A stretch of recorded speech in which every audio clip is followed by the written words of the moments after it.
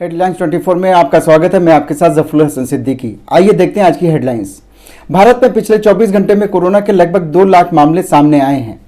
महाराष्ट्र, दिल्ली, छत्तीसगढ़ और गुजरात में हो रही कोविड-19 से सबसे अधिक मौतें।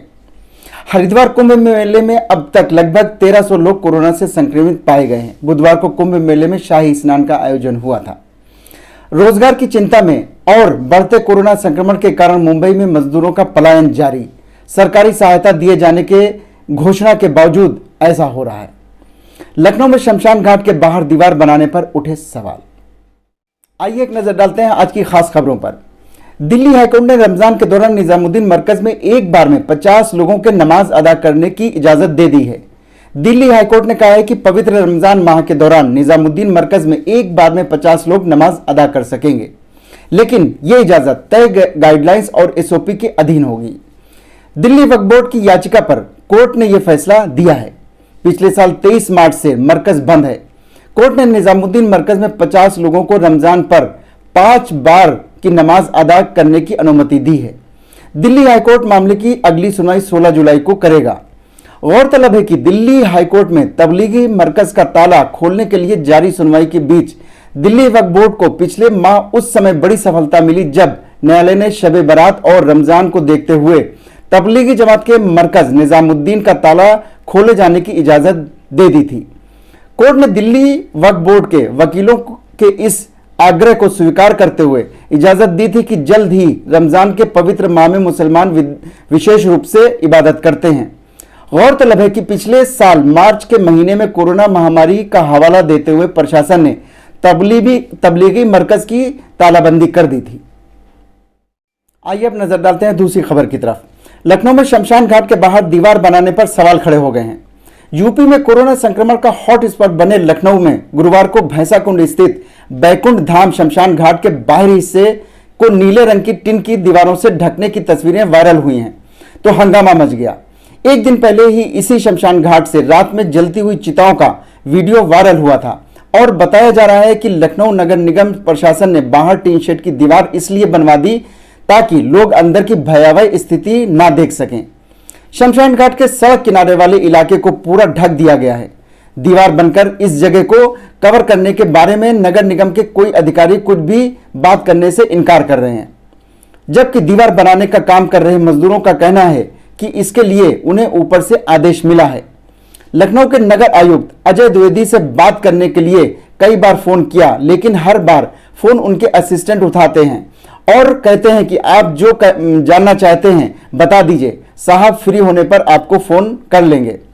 राजधानी लखनऊ में कोरोना संक्रमण से हालात बहुत खराब हो गए हैं और आरोप लग रहे हैं कि मृतकों की संख्या को छिपाया भी जा रहा है। बुधवार को लखनऊ के भैंसाकुंड स्थित शमशान का एक वीडियो वायरल हुआ था जिसमें एक साथ कई चिताएं जलती दिख रही थीं। इसके बाद जब नगर निगम ने नीली टीन शेड की दीवार खड़ी कर दी तो जिसके अंदर का भयावह नजारा दिखाई ना पड़े। कोरोना के मद्देनजर पश्चिम बंगाल समेत 5 राज्यों में चुनाव आयोग क्या कर सकता था जो उसने नहीं किया।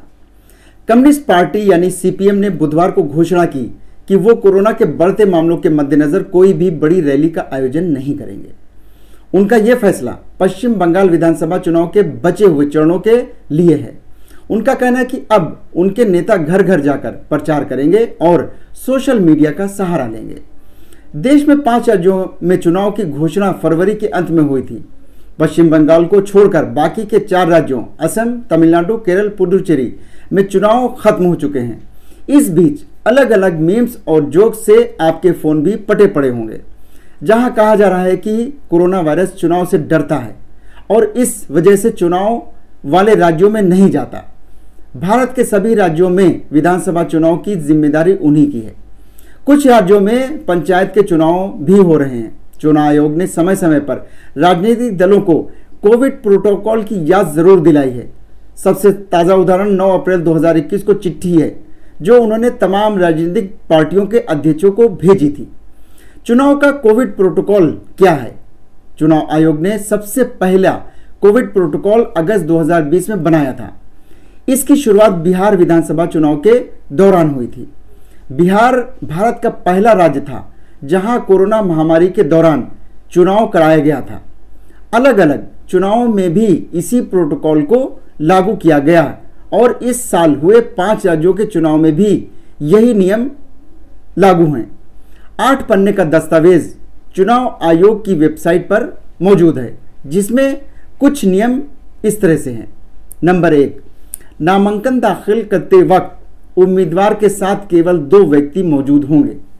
उम्मीदवार अपना नामांकन ऑनलाइन कर सकते हैं और वो चुनाव लड़ने के लिए लगने वाली जमानत राशि भी ऑनलाइन जमा कर सकते हैं। नंबर 2, रोड शो के दौरान कोई भी उम्मीदवार अधिकतम 5 वाहनों का इस्तेमाल ही कर पाएगा। नंबर 3, मतदान के दिन अगर किसी मतदाता में कोरोना वायरस के लक्षण पाए गए हैं तो उन्हें एक टोकन दिया जाएगा और उस टोकन के माध्यम से वे मतदान के अंतिम घंटे में अपना वोट डाल पाएंगे। नंबर 4, ईवीएम मशीन में मतदान करने से पहले मतदाताओं को दस्ताने दिए जाएंगे। नंबर 5, एक मतदान केंद्र पर अधिकतम 1000 मतदाता वोट दे सकेंगे।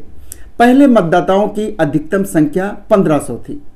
6, सभी मतदाताओं के लिए मास्क पहनना अनिवार्य होगा, जिसे पहचान जाहिर करने के लिए थोड़ी देर के लिए उन्हें हटाना होगा। नंबर 7, कोरोना संक्रमित और क्वारंटीन में रह रहे मरीजों को स्वास्थ्य अधिकारियों की मौजूदगी में मतदान के अंतिम घंटे में वोट डालने की इजाज़त होगी। इस दौरान संक्रमण की रोकथाम के लिए तमाम उपाय किए जाएंगे। नंबर 8, महामारी की वजह से मतदान का समय 1 घंटे बढ़ा दिया गया है।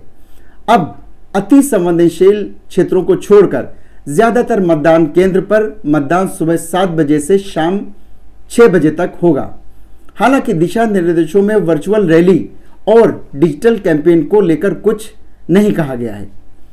ओपी रावत, पूर्व मुख्य आयुक्त, कहते हैं कि मेरी समझ से कोई भी नेता कैंपेन में चुनाव के कोविड-19 प्रोटोकॉल का उल्लंघन करते पाया जाए तो नेताओं के प्रचार पर बैन कर देना चाहिए। इससे बाकी नेताओं और पब्लिक दोनों को एक संदेश जाएगा, लेकिन ऐसा हो नहीं रहा है। पश्चिम बंगाल से रैलियों की जो तस्वीर सामने आ रही हैं उसमें हम साफ देख रहे हैं कि स्टार कैंपेनर बिना मास्क लगाए स्टेज पर हैं। उससे मैसेज ये जा रहा है कि जब उन पर कोई रोक नहीं है तो दूसरों पर क्या होगी। आपने देखा उत्तर प्रदेश के मुख्यमंत्री योगी आदित्यनाथ भी कोरोना पॉजिटिव हो गए हैं, वो भी कैंपेन में गए हुए थे। हालांकि ये अभी नहीं पता चला है कि उनको संक्रमण कहाँ से मिला है। एक नेता एक एक्शन होने से दूसरी जनता में मैसेज जाएगा कि उन्हें क्या करना है और क्या नहीं करना है। चुनाव आयोग को यही करना चाहिए था जो उसने नहीं किया है। मुझे नहीं याद कि कोविड के दौरान चुनाव होने पर किसी नेता को कोविड प्रोटोकॉल तोड़ने पर कोई बैन की खबर मीडिया में आई हो। असम में एक नॉमिनेशन के दौरान तो 1 किलोमीटर लंबी लाइन टीवी पर दिखाई दे रही थी। कोविड प्रोटोकॉल का जो वो साफ उल्लंघन था। ये जिम्मेदारी निर्वाचन अधिकारी की होनी चाहिए थी कि वो नेताओं के से प्रोटोकॉल का पालन करवाएं। शुरुआत में ही एक्शन लिया होता तो आज नतीजे दूसरे होते।